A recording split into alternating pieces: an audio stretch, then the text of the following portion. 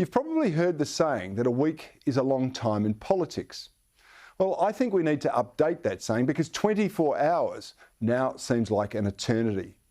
Those of us, of course, who have been immersed in the political bubble have kind of grown to be familiar with the frantic pace. But even so, there is still room for the battle-scarred, like me, to be shocked with how quickly things can and do change.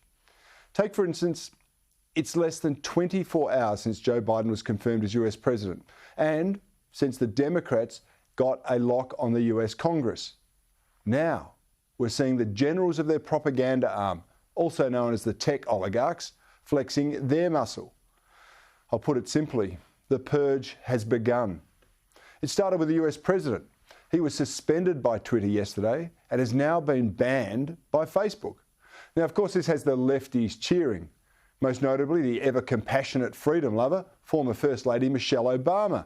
Not content with a temporary ban, she wants the president banned from all social media permanently.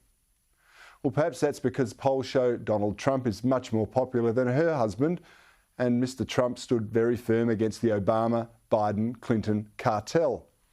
But Trump is not alone in suffering tech ire. One of the most watched independent media personalities in the United States, that's former Secret Service agent Dan Bongino, has also been banned from Twitter for sharing a Trump video. You're starting to see a pattern? And what about fellow Conservative pundit Mark Levin? He's been censored by Facebook to such an extent that he's actually been driven from the platform. Now, these people, and many, many others, are clearly being punished for their views. It's becoming also very clear that there is no room in the big tech tent for non-compliant ideas.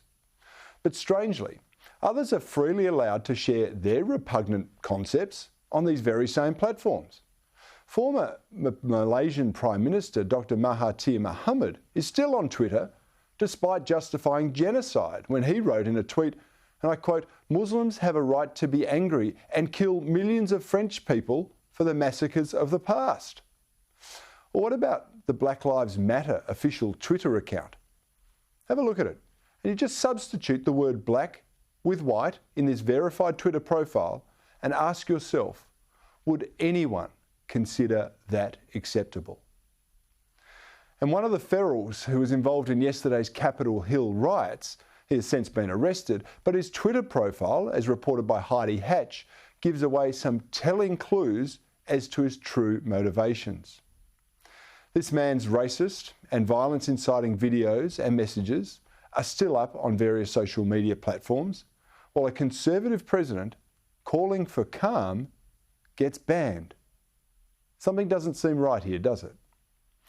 There are countless other examples, of course, but what was a suspected but previously unconfirmed targeting of Conservatives is clearly now fully underway.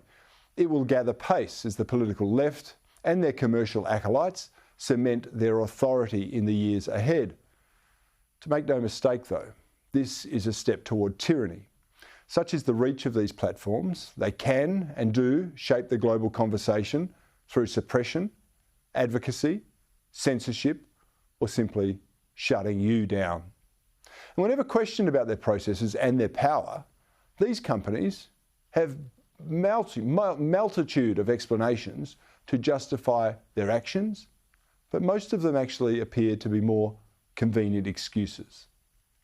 Now, I've said it before, and I will say it again. These tech monsters need to be reined in. They disavow themselves of any responsibility for what takes place on their platforms, while they sell your information and censor things they don't think you need to know.